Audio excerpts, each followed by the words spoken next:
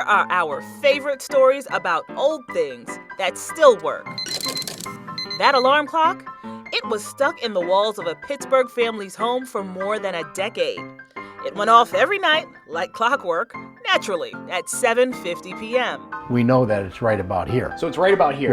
Yeah. So if you're sitting right here, You would hear it. It's right behind you. at 10 minutes to 8 p.m. every single night, you hear this beeping sound. Jerry and Sylvia Lynn tried to make the best of it. Why haven't you had it removed all these years? No need to. It's fun. It's a great conversation piece when people come. How did the clock find its way into the wall in the first place? Jerry wanted to install some TV cables and, well, Inside Edition Stephen Fabian explains.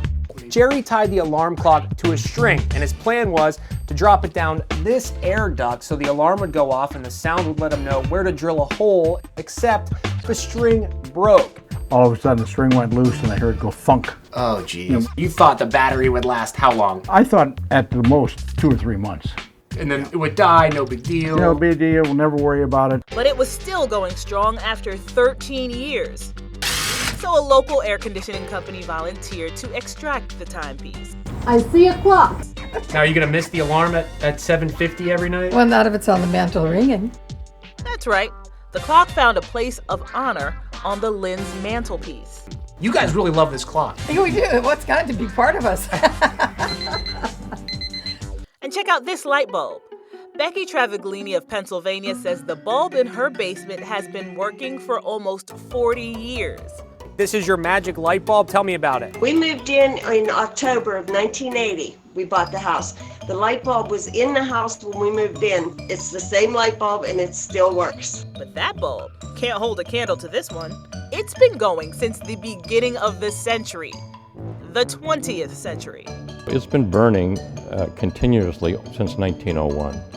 This bulb at the Livermore Fire Department in California has been on for 1 million hours. William McKinley was president when it got turned on. Tom Bramall, a retired deputy fire chief at the Livermore Fire Department, supervises the bulb.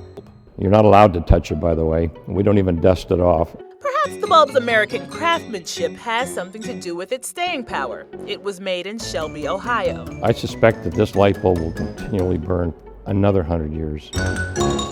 This stove is a century old, but it can still do its thing.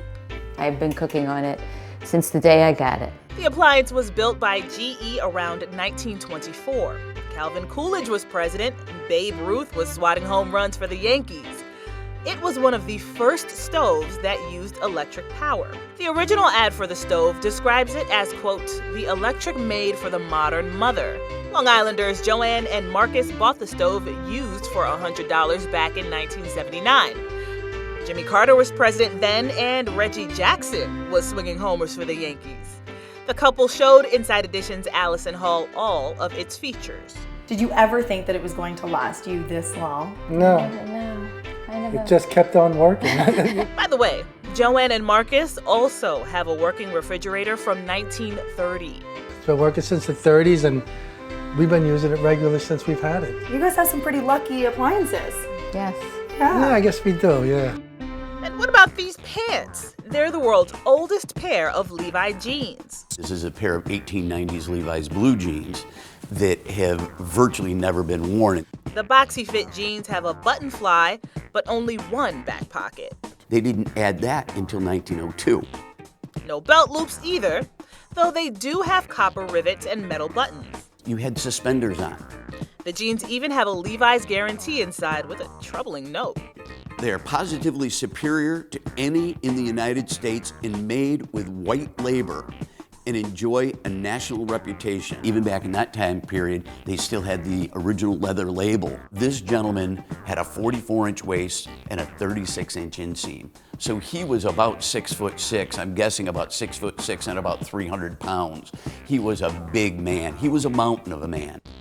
Indeed, he was a legendary pioneer named Solomon Warner, who lived around Tucson, Arizona. And this guy truly was the John Wayne of the Old West. With a classic sense of style that might still fly today.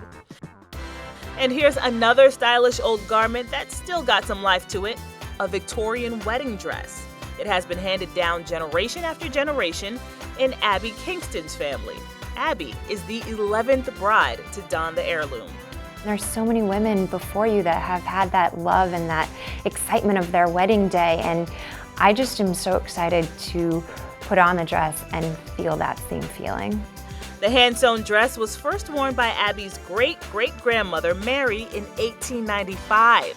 Then it was Jane's turn in 1946, and Virginia in 1948.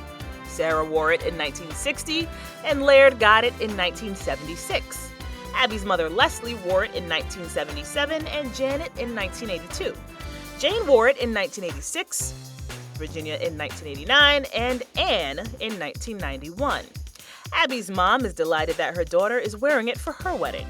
Every mother wants their daughter to wear the wedding dress that they wore. The 100-plus-year-old gown needed some TLC, so Abby and her mom took it to designer Deborah Lopresti. It took 200 hours of work.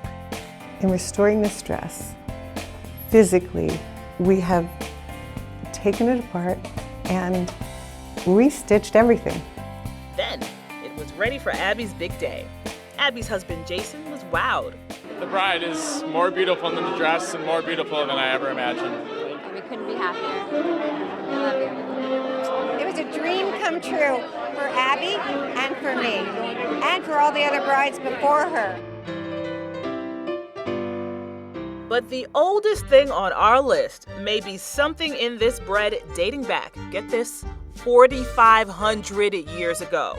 The yeast used to bake this loaf is from ancient Egypt. It was extracted from these ceramic pots.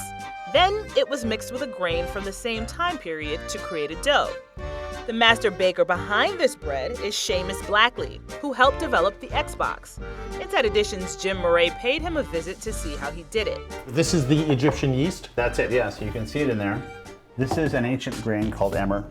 This is the first cultivated grain in human history. The grain is milled in a flour, then put into this machine. And you pasteurize it, same way that milk is pasteurized. Then add that yeast. Leave it to rise overnight, and then put it in a modern oven. Let it bake for just 40 minutes and the moment of truth. Right. Is it safe to eat?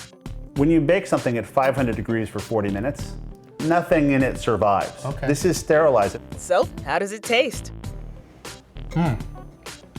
Chewy, dense, rich, delicious. It's great. It is. We'll take your word for it, Jim. This is InsideEdition.com.